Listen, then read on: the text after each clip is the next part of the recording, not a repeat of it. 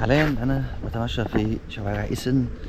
هحاول اصور لكم المكان اللي حواليا والشوارع والمدينه شكلها عامل ازاي، واعرفكم شويه عن المدينه، ولو انت حصل وجيت مثلا وعايز تتعامل في البلد الدنيا هتمشي ازاي. المكان ده هو المكان اللي انا يعني بايت فيه في التطوع هنا. هو مكان معمول مجهز عشان الناس تبات فيه. في سيكشن يعني ولاد، وسيكشن تاني البنات اللي هم المتطوعين. آه، يعني انت بتيجي مثلا المانيا الايجار مثلا فيها او حجز الفندق او ايا كان على بوكينج او اير بي ان بي الدنيا بتبقى غاليه. فانا ساكن هنا ببلاش، وكده كده موفرين لي المواصلات والاكل والشرب. فانا بالنسبه لي التكلفه تقريبا عليا يعني حتى زي اهو انا تاني يوم ليا النهارده انا ما دفعتش ولا يورو خالص الحمد لله لحد دلوقتي. الفيو بتاع المكان اللي انا قاعد فيه كل ده انا صحيت عليه النهارده، حاجه منتهى الجمال، منظر طبيعي خلاب. هو المدينه هنا مش مدينه صغيره، بس في نفس الوقت هي مش كبيره زي مثلا برلين او ميونخ او كده. لكن اللي انا عارفه واللي انا سمعته ان اصلا المانيا كلها كده، كلها طبيعه. وده بالذات كمان ان هو ريف، فمش هتلاقي مثلا عماير كبيره او حاجه، لا البيوت كلها صغيره بالشكل ده. ده برضه هنا كده ده ملعب كوره. الملعب كوره ده اصلا تابع للمكان اللي انا اصلا بايت فيه. كل ده ملعب 11 ب 11. الناس اصلا يعني اللي كانت موجوده معايا نزلوا لعبوا امبارح هنا كوره. وملعب يعني انا مش عارف انتوا ممكن تكونوا شايفين يعني شكل النجيله ومتساويه ازاي ولا لا، بس يعني بحاول قدر استطاعتي اجيبه لكم. فانا بحب اكد لكم يا جماعه ان دي مدينه يعني ريفيه من الارياف، فلاحين عايشين هنا. ف بس حاجه، والهوا والله حتى نظيف قوي يعني. فانا بحاول طبعا يعني اصور لكم الجانب الكويس من اي حاجه انا بروحها. مش معنى كده ان ممكن المانيا دي هي الجنه اللي الناس كلها مبسوطه منها. انا اغلب اللي قابلتهم هنا من امبارح لحد النهارده المان عندهم نوع من انواع الاكتئاب. والبلد تقريبا بتقفل الساعه 7، هتقفل حرفيا الساعه 7. انت لو عايز تعمل حاجه مش هتعرف. في هنا برضو السيستم في المانيا الدنيا صعبه شويه. في شويه حاجات مثلا انت مثلا لو عيان مثلا وعايز تجيب دواء، فانت عايز تروح صيدليه تصرف، لا ده ما ينفعش. اغلب الادويه ما ينفعش تتصرف الا بروشته. حتى لو كانت دواء كحه مثلا وانت بتكح، لا لازم تروح تكشف والدكتور يكتب لك الدواء المناسب لحالتك، وتروح بعد كده تصرفه من الصيدليه عشان بقى تنزل تجيبه مثلا من صيدليه جنب البيت او حاجه. الحاجه التانية بس هنا انت هنا عشان تروح من مكان للتاني انت ممكن تركب 4 أو 5 مواصلات. فالدنيا هنا معقده قوي، يعني الدنيا معقده وابلكيشنز وحاجات زي كده. هو طبعا دي حاجات ممكن تسهل، بس مش منطقي ان انا عشان اروح يعني من مكان لمكان في نفس المدينه ان انا هركب يعني 4 5 مواصلات. يعني بصوا ده يا جماعه، برضه منظر البيت الصراحه جامد. ده الشارع اللي انا قاعد فيه، ايمن لون تول هو ده. والمكان اللي هناك ده بقى المكان بتاعي اللي انا قاعد فيه. شايفين يا جماعه منظر الاشجار؟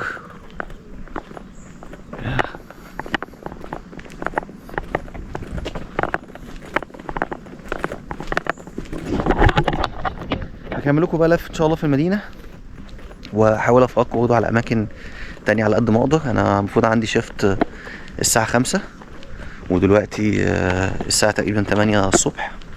النهارده يوم الاحد فيوم اجازه، فاكيد كده كده اصلا الدنيا هاديه، فاكيد هيبقى الدنيا هاديه اكتر النهارده.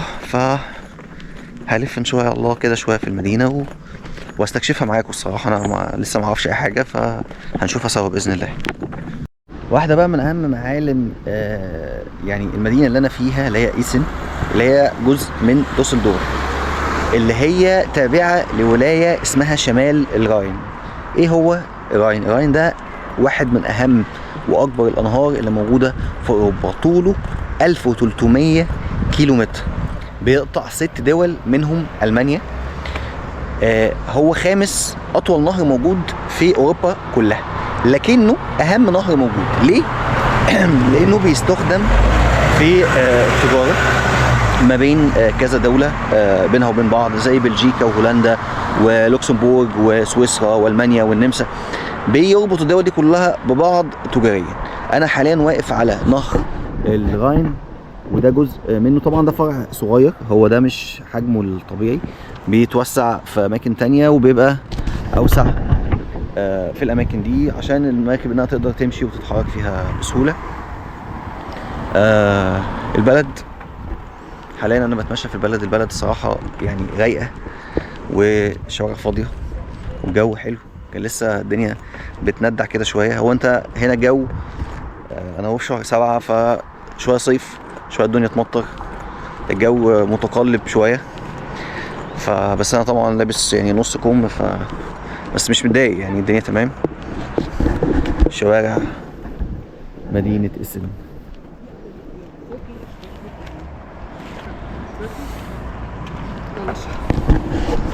بس يا جماعه الطبيعه في كل حته، كل حته طبيعه. عجل،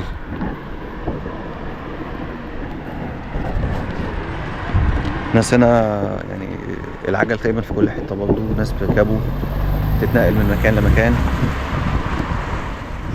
انا لسه والله بستكشف معاكم، انا ماشي بخبط، لسه مش فاهم حاجه، لسه مش شايف، مش عارف اروح فين اجي منين. الدنيا المحلات بقى طبعا هنا قافله كلها النهارده يوم الاحد، ومفيش طبعا محلات فاتحه خالص، او يعني تقريبا هتبقى حاجه قليله اللي ممكن تكون فاتحه. محلات هنا كلها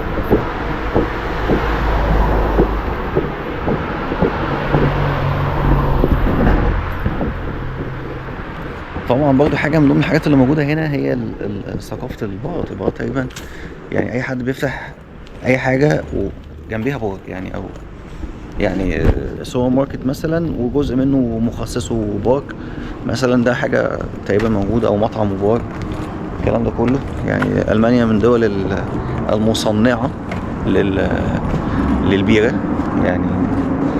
طبعا يعني مش بنصح اي حد ان هو يشرب يعني، عشان ده مش صح وحرام. بس يعني هي ثقافة الشعب الألماني دي موجودة.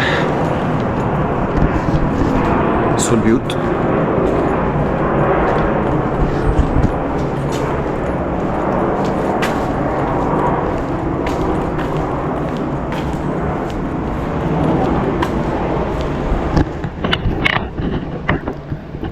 صح. الشوارع جامدة قوي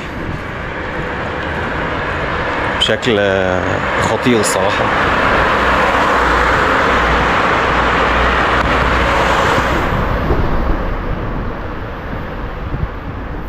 محلات كلها قافلة، كلها قافلة. طبعا هناك ده يعني هشاوريلكوا دلوقتي سوبر ماركت من اهم السوبر ماركتس يعني على مستوى العالم بقى، مش بس ألمانيا. هو سوبر ماركت دي ام ده من اهم السوبر ماركتس المتخصص في مستحضرات التجميل. كل ما هو ليه علاقة بالميك اب هو موجود داخل دي ام. الناس من العالم كله بتشتري من دي ام.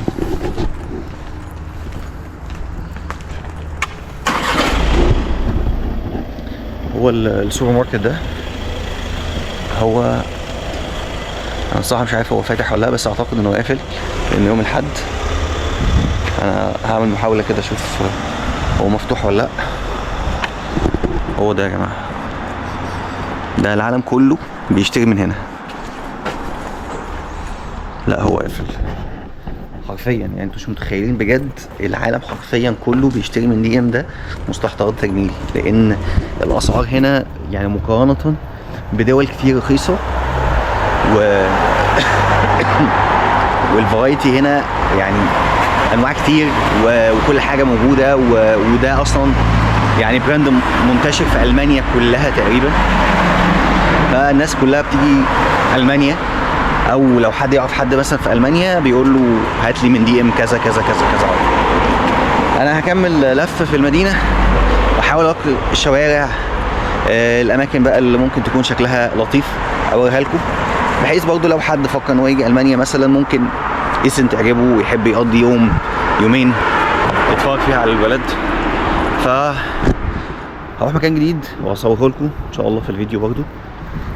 بس فما تروحوش في حته، متنسوش اللايك والشير والسبسكرايب، الحاجات دي برضو عشان بتدي الواحد احساس انه بيعمل حاجه الناس بتشوفها وبتعجبها. ف يعني اتمنى ان شاء الله اللي انا اكون بعمله يكون بيعجبكم ان شاء الله. انا دلوقتي قدام اقدم كنيسه موجوده في ايسن، والكنيسه الاعرق موجوده بمدينه ايسن. النهارده يوم الاحد، ما اعرفش اذا كان في صلاه النهارده ولا لا، هل في ناس معظم بتصلي، مش عارف الصراحه.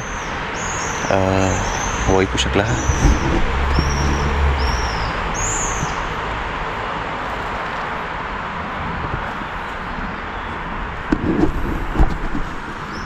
الكنيسة شكلها قديم قوي وعريق، هي كاتدرائية مش كنيسة يعني أكبر. المدخل بتاعها قدام. الست دي بقى مش عارف جاية تصلي ولا ايه.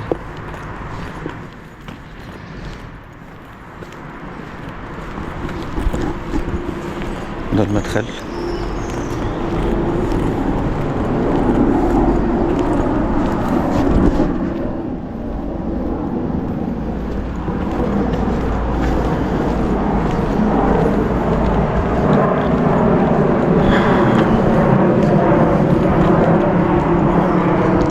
الدنيا بتمطر، ابتدت تشد جامد. انا غالبا هرجع بقى المكان اللي انا مقيم فيه.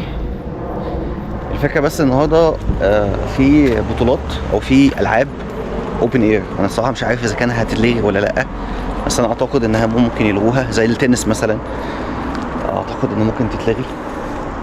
مش عارف يعني. انا حاولت اصور لكم قدر الاستطاعه مدينه ايسن. هي اصلا المدينه كلها بهذا الشكل، يعني ما فيهاش حاجات يعني اتراكشنز قوي. يعني ممكن الواحد اساسا لو حتى جه المانيا يجي فيها بس نص يوم يتفرج بس فيها على الحاجات اللي موجوده فيها بس. واتمنى يعني يكون الفيديو عجبكم، واتمنى ما تنسوش تعملوا لايك وشير بقى لاصحابكم اللي انتوا عايزين تسافروا معاهم المانيا، وروهم قول لهم مثلا نروح ايسن مع بعض، يمكن يعجبهم ويمكن تعجبكم، مش عارف. فبس ان شاء الله هصور لكم فيديوهات تانية في المانيا او بره المانيا. لسه مش عارف الصراحه رجلي هتوديني بلد ايه. ممكن اروح الدول الحدوديه لالمانيا. انا كده كده معايا دويتشلاند تيكت، فاقدر ان انا اروح اي مدينه حدوديه. بالعكس ممكن اروح مدن داخل اوروبا اصلا بدول تانية زي لوكسمبورغ، اقدر اروحها بدويتشلاند تيكت. اروح مدن في سويسرا، في النمسا. لسه مش عارف صراحه رجلي هتوديني فين. انا لسه قدامي حوالي 8 ايام لسه في اوروبا، مش عارف لسه هعمل ايه. قبل الفيديو ما يخلص، لو الفيديو عجبك ومحتاج ان انت تتفرج عليا تاني، ممكن تعمل سبسكرايب للقناه بتاعتي على اليوتيوب، وتبعت الفيديو ده لصاحبك اللي انت ان شاء الله نفسك تسافر مع المانيا، وتكلموا عن التطوع، وتكلموا ان في فرص كتير قوي في العالم ممكن تخليك تشوف العالم باقل تكلفه. بس واشوفكم فيديو جديد. بحبكم كلكم، شكرا ليكم.